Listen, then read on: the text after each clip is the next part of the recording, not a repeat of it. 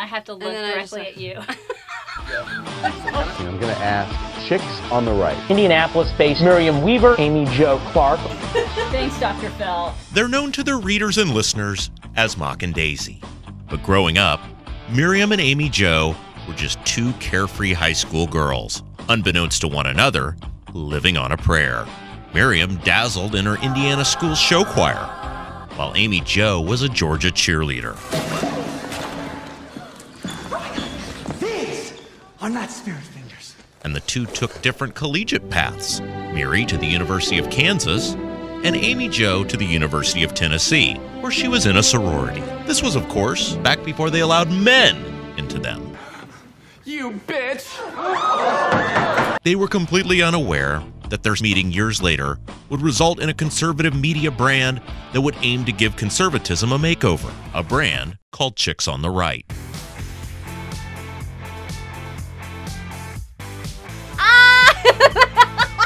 Now, 10 years after the launch of their website, chicksontheright.com, it started the phenomenon, the story of the Chicks on the Right. This is Behind the Brand.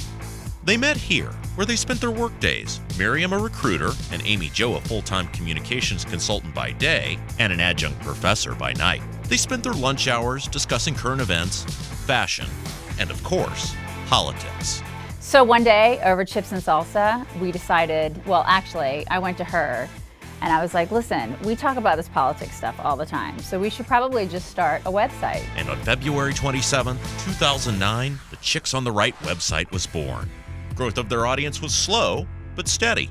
It was so exciting because in the fall of 2012, we had our very first ever meet and greet, and we were just shy of 50,000 followers on Facebook at that point, and it was just an unforgettable night.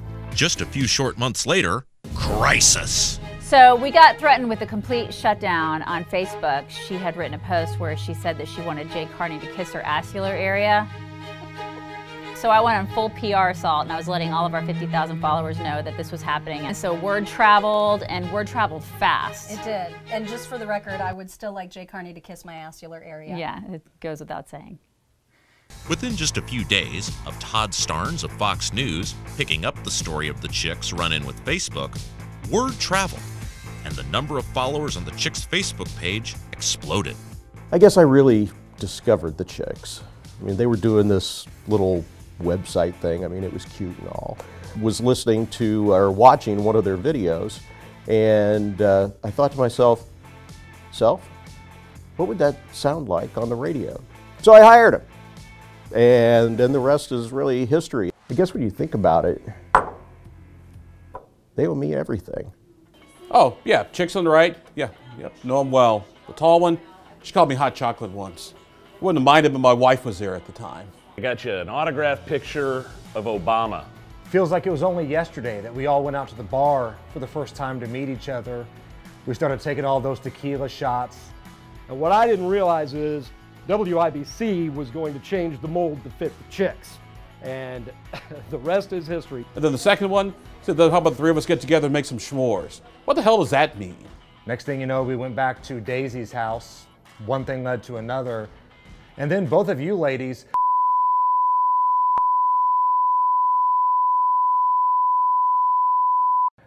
I mean, I was smiling, don't get me wrong, but I have no idea where they got that donkey. Did Hammer tell you about the story with the donkey? And so, in August of 2013, the Chicks began their full-time radio career, beating out recognized industry big shots for the gig. So yeah, I was up for afternoon drive. I thought, oh my gosh, I'm gonna get to work at WIBC, and then they're like, no, sorry, no. You can't smile like that, cats. Nobody smiles like that. That's not real. That's implants or something. After just 3 months on the radio, the Chicks landed a book deal with Sentinel, a division of Penguin Random House. Their book, Right for a Reason, was released in October of 2014, and the Chicks headed to the Big Apple to promote it. In late 2015, The Chicks add writing talent to their team and hired Hannah. Chicks on the Right came along, and it's just been an amazing journey. I'm continually amazed by the impact that this operation has on our culture. Not long after that, Ashley. So I emailed Mock and Daisy, the hosts of my favorite radio show, Chicks on the Right, just to ask if they had a place for me. In the summer of 2017, the Chicks caught the break they were really looking for. So we went up to the 7th floor and we sat at the big desk, you know, with all the big wigs and everything, and they offered us afternoon drive. And I said, and I quote, I was like, "Are you drunk?" They were not, in fact, drunk, and we took the job. Producer Rob Kendall joined the Chicks as they began their revamped morning show. It's been really great. I mean, other than the continual sexual harassment from Mock. Yeah, she is completely out of control with her whore shorts. Today, as they continue to grow, the Chicks are going to keep building their empire as they're dedicated to their brand and to each other on whatever road life leads them.